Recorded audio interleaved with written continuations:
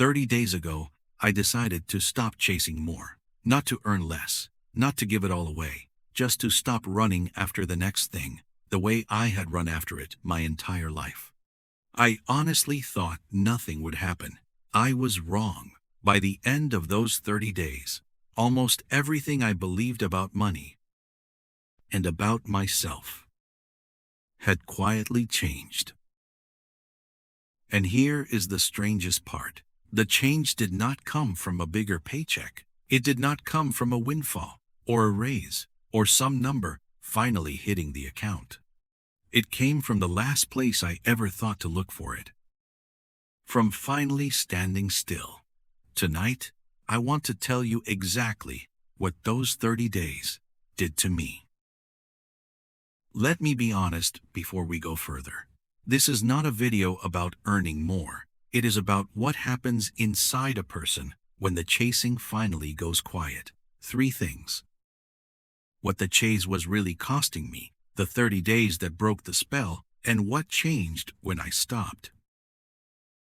I never once thought of myself as greedy. I thought of myself as responsible. There was always a next thing, a little more saved, a better title, a house just a little nicer than the one I had. I called it ambition. I never noticed it had slowly become a treadmill I could not step off of. And the cruel part was this. Every time I finally reached the thing I was chasing, the finish line simply moved. The raise became the new normal by the second paycheck. The dream house became the house I lay awake worrying about. More kept arriving, and more was never, ever enough. There is a line an old king wrote long ago after he had chased everything a human being can possibly chase. He had more than any of us will ever see, and he said something that stopped me cold.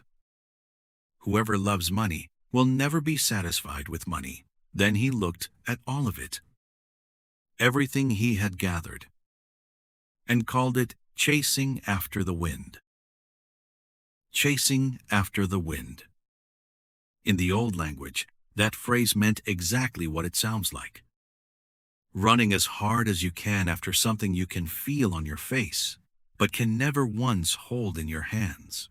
I had been doing it for years, and I had been calling it a life. And it was costing me far more than I understood. That same old king noticed something else. He said the sleep of a working man is sweet, whether he eats little or much. But the abundance of the rich will not let him sleep. And there it was, my whole life in a single sentence. I had the abundance. I had lost the sleep. So here is the first hard truth I had to face. The problem was never that I did not have enough. The problem was that I could not stop reaching, and a hand that is always reaching can never once be a hand at rest. Which left me with a terrifying question. If more was not the answer, then what was? So 30 days ago, I tried something I had never done in my entire adult life. I stopped. The rule was simple, almost embarrassingly so. For 30 days, I would not chase a single thing I did not already have. I would still work, still save, still plan, but I would stop treating more as the thing that would finally let me breathe. The first few days were awful. Standing still felt exactly like falling behind. My hands did not know what to do with themselves if they were not grasping at something. And that is when I understood the truth. The chase had never been just a habit. Somewhere along the way, it had quietly become who I was. Somewhere in that first week, an old story kept coming back to me. A people wandering in a desert, given bread from heaven every single morning. The instruction was strange. Gather only enough for today. Some of them did not trust it, so they hoarded extra, storing it up for tomorrow. And by morning, the hoard had bred worms, and it stank. And it hit me like cold water. I had spent my whole life gathering for a tomorrow that kept rotting in my hands. That is what worry does. It takes the bread of today and spoils it with the fear of tomorrow. The lesson was, never don't plan. The lesson was, don't try to carry more day than you were ever given. And then, in the second week, I found a line I had read 100 times and never once believed. Better is a handful with quietness than both the hands full with striving and chasing the wind. Read that again. Not empty hands, not two hands full either, a handful with quietness. That single line undid something in me I had been carrying for years. That was the whole turn. I stopped asking, how do I get more? And I started asking a different question entirely. What is already in my hand? And am I at peace with it? For the first time, in as long as I could remember, both of my hands were not clenched shut around tomorrow. One of them was finally open. And let me be clear about what I am not saying. This is not laziness. It is not settling. If anything, I worked harder during those 30 days, not less.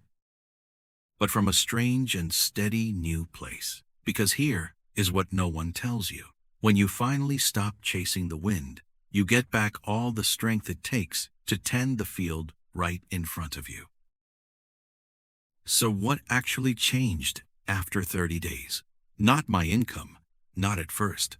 What changed was smaller than a number, and somehow far, far bigger. The noise in my chest. The one I had carried so long, I had stopped hearing it. Finally went quiet. I slept. For the first time in years, I lay down at night without running the numbers in the dark. Money became a tool again, instead of a master. And all the things I had been too busy chasing more to even notice. A slow dinner with my family, a worry that was finally paid off, an ordinary Tuesday. Those things started to feel like the real wealth all along. And I finally understood a promise I had been misreading my entire life. Seek first the kingdom, it says, and all these things will be added to you. For decades I had chased the things and quietly wondered why the kingdom of peace never seemed to come. I had the whole order backwards. Peace was never at the end of the chase. It was on the other side of stopping it. And here is the change I truly did not see coming. When I stopped chasing more for myself, I found that, for the first time, I actually had more to give. Because the hand that stops grasping is the only hand that can ever open. Generosity, it turns out, is simply contentment that has finally found somewhere to go. The old me measured a good month by how much the number went up. The new me measures it by how still I stay when the number does not. And that is the quiet miracle of it. The account still rises, and the account still falls. But the peace, strangely, wonderfully, no longer moves up and down along with it. This is the wealth the endless chase can never buy. Not more, enough. Held in an open hand, under an open sky, by someone who has finally stopped running after the wind. Not hype, not superstition, just a quiet, steady peace that holds when everything else is shaking. So let me hand you plainly what 30 quiet days taught me. What changes when you stop chasing more is not your bank balance, it is you. The reaching stops. The sleep comes back. The gratitude wakes up. And a peace you have been sprinting right past this whole time finally catches up and sits down beside you. You do not need 30 days to begin. You only need one honest morning. The next time that restless voice insists you will finally rest once you have a little bit more, answer it gently and honestly. More is the wind. and I am done chasing the wind. Start with a handful. Name what is already in your hand today, and hold it with quietness. Work your field, yes. But stop running the race that never once had a finish line. And slowly, so slowly you will hardly notice it happening. The noise you have carried for years will lose its voice, and the peace will finally find yours. This is day 30, the end of one journey, and if you want it, the beginning of a far quieter life. Not more, not less, a handful. With quietness.